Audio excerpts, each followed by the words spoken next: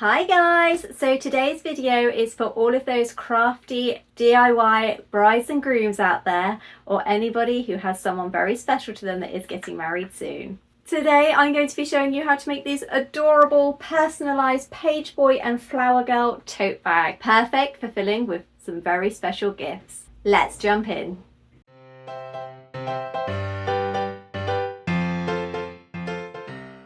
So for today's video, you are obviously going to need your gift bag or tote or zipper pouch or whatever it is you wish to apply your design to.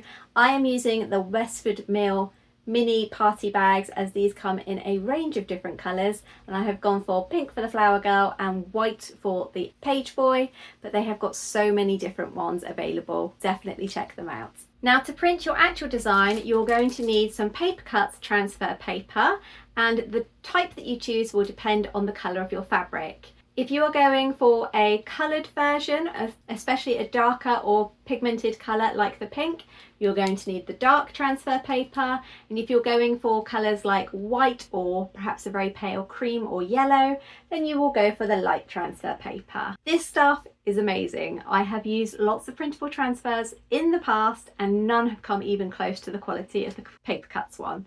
I'll drop the links in the description box down below. Now you might be thinking, I could just sublimate. And sure, if you had the setup, you could, but as all sublimators know, you need to do that on a polyester material. Personally, I'm not a fan of polyester material.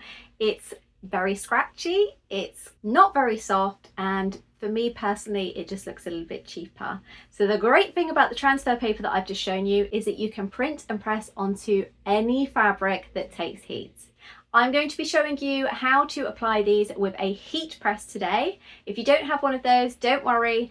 Check out this video here and I will show you how to apply it with an iron. You're also going to need a colour printer, an inkjet printer. I'm using my Canon IP8750. For cutting, you can either use scissors or I'm going to be using my Silhouette Cameo, and we're going to be designing everything in Canva. So let's hop over to Canva. We're heading over to Canva and we're creating a document that is the same size as the area I want to print on my tote bag, so 20 by 15. I'm now having a look at the Canva text for some cute wedding style, and I like the combination of these two together, so I've added the name and the flower girl along with the date for the wedding, and I've also tweaked the fonts just to make sure that I am completely happy with them. I've then imported this sweet little flower girl picture with a transparent background, and we're going to create two of these, one with just the image and one with the text. I wanted to show you the capabilities that Canva has for the AI tool. This is the magic edit. You select the area on your image that you want to change, and then you give it a prompt like change suit color to navy, and then the Canva will work its magic to change it and give you a few different variations to choose from. This also works on elements such as hair, although you can't use it for things like faces. This is available on the Pro account and it is something that is really useful. We are then going to import our design into Silhouette Studio and turn on the print registration marks. For the light coloured fabric, we do not need to flip the design, but we do need to make sure that we have got an offset around the print settings, just so that when it cuts, it's going to not get bogged down with those fiddly little bits like the hair. I'm also tracing the text, and I'm flipping the text only so that once it cuts on the vinyl, it's mirrored so it will face up the right way. For print settings, we want to go for A4, borderless should be off, high quality and matte media type.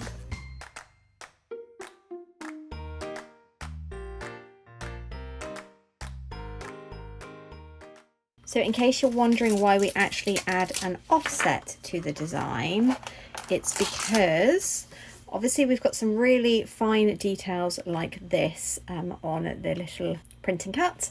And if we didn't create an offset, then on these areas here, we would end up with the paper tearing up. It would be very hard to get clean cuts on such small spaces, and it would just be a bit of a mess. Now, obviously, yes, it does look nicer just having this with no background, especially if you're going to be using this for super dark colours.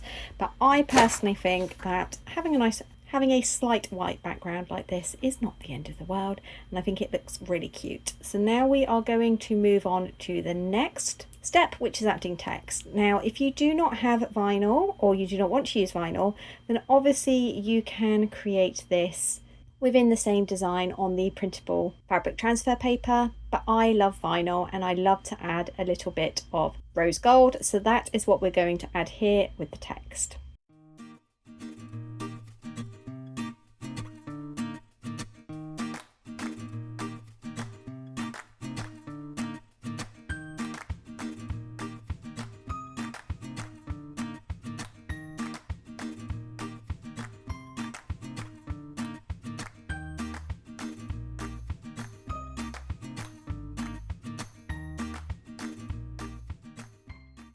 So we are just going to heat up the heat press and we're going to print that to 165 degrees Celsius. Now you can actually use an iron for this. I have a popular video from last year. I'll drop a card here so you can see how to do that if you don't have a heat press. But whilst that's heating, we are going to line everything up on the bag to check that we're happy with the design. So obviously this cute little flower girl will go there, and then the personalised name at the bottom. And then we have the text for this as well. So I'm going to take this all off because I always prefer to pre-press everything before I actually start pressing. I've pre-pressed my tote bag and I have actually transferred it over with the upholstery foam that I use to just make sure that the seam's lifted up. You can see here the seam is over the edge, so that shouldn't interfere with the handles. So that or the handle shouldn't interfere when I'm pressing, and I've tried to make sure that obviously this is all lined up straight.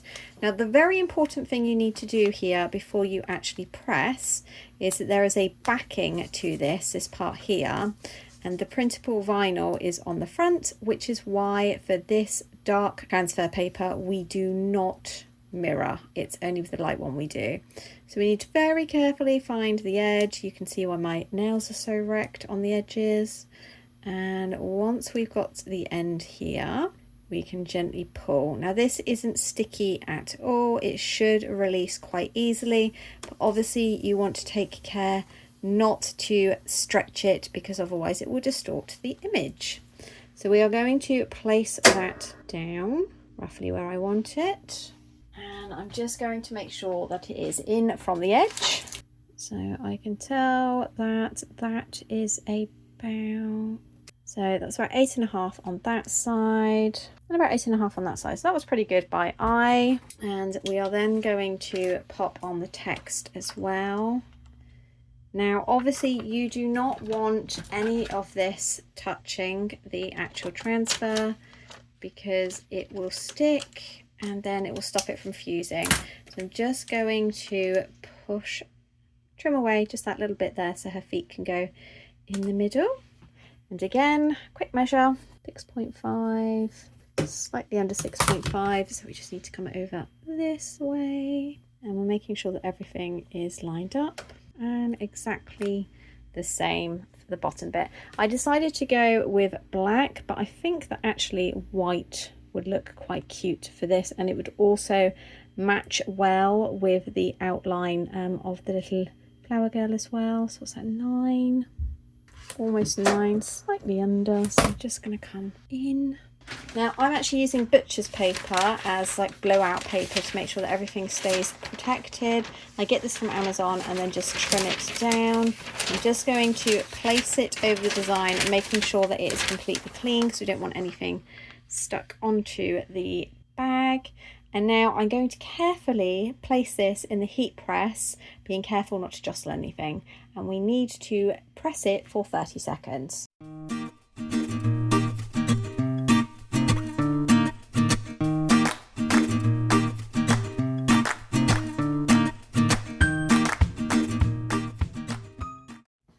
Okay, so everything should be stuck down now. And I'll move that around so you can see it. The metallic gold that I have used here is a cool peel, so we're going to let that cool down before I release it. And then we are going to do a final press again for 30 seconds. Okay, so that's all ready. We're just going to move that up there, and we're now going to peel off the vinyl backing paper and a final press for about 10 seconds.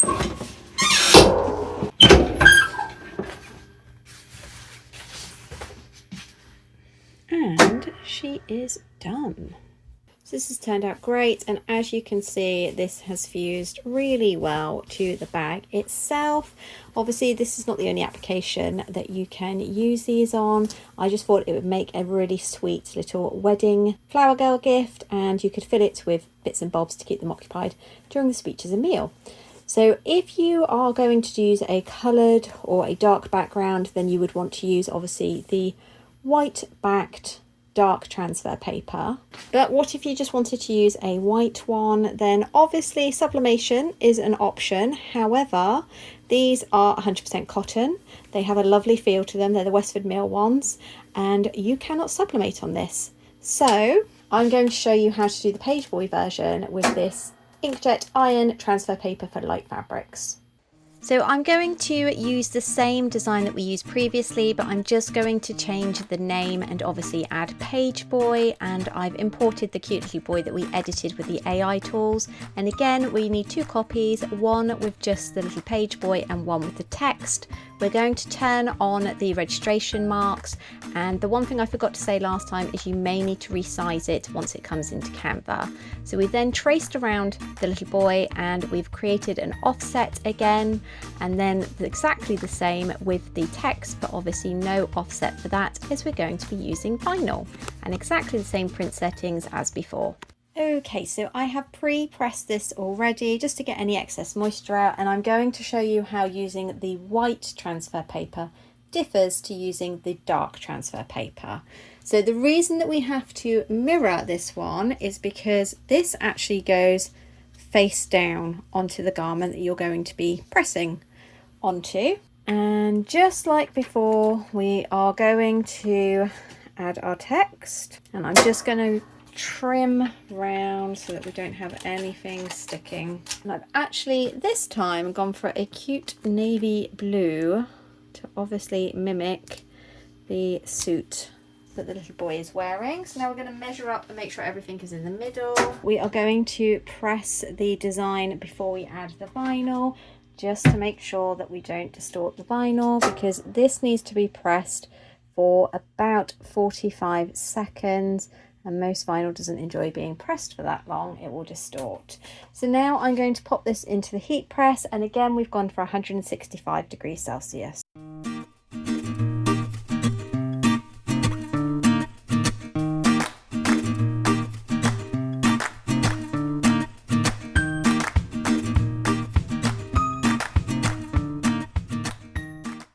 Okay, so we need to work quickly because this is actually a hot peel. So we're going to start just at the top here, and we're going to peel it off in a smooth motion like so. Okay, so this is a little bit warm at the moment, but you can just see how amazing that quality is there. So we are now going to add the vinyl. So here we are all finished, and if you just have a look at how amazing the close-up details of this is. Now you can see that this looks like it is completely sublimated onto the garment. You can see the weave of the fabric through it, and also there is no outline visible. If you get really close, the camera is not picking it up. Or maybe just there on the shoe, you can just see a slightly different white shade there, but it is clear, which means that it will stick to whatever backing fabric you have it on, so it won't show up. But that also means that it would take on the colour of the backing fabric, similar to sublimation. So if I was going to use pink, then obviously his skin colour and the shirt and everything else would be completely off colour wise. But this is a great alternative if you either don't have a sublimation set up, or if you want to use these beautiful cotton bags from Westford Mill. So here these both are finished. We have the light printable transfer paper and the dark printable transfer paper. Now, I'm a little biased. I definitely prefer the light. However, I love the fact that on the dark one, you can have it on a range of different colours, which it wouldn't be possible with this one. I do think that perhaps if I had created this in white instead of the black, it would look a little bit more cohesive. You could obviously experiment with making the margin around the cut a little bit smaller, or if you choose images that haven't got so many of the fine details like the hair, then it is definitely possible to go with no offset. I have created that in the past for other personalised designs, but for this I think it looks really cute and it looks like it was just meant to be that way. So let me know, which one do you prefer, the light coloured or the dark coloured transfer? Now obviously those are perfect, you can give them as gifts for the wedding. They would be so sweet, just filled with a little colouring book and some pencils or crayons for younger flower girls and page boys. It would definitely keep them occupied during the long day, and it is a sweet little memento of their very special role in your wonderful day. If you're getting married this year, or if you know somebody that is getting married, definitely share this video with them and let me know if you plan to make it yourself. I'd like to say a great big thank you to the sponsors of today's video, Paper Cutz. As always, their materials are always high quality, as you could see from those totes, and they are by far my favourite supplier. I will drop links for everything that I've used in today's video in the description box down below. And don't forget, if you need any specialist or standard cardstock cut to size for your wedding, drop Paper Cutz a line, as they would love to help. You can just email them directly with your requirements and they will get back to you nice and quickly. So a huge thank you for joining me, and I can't wait to see you next Friday for our next crafty video. Bye!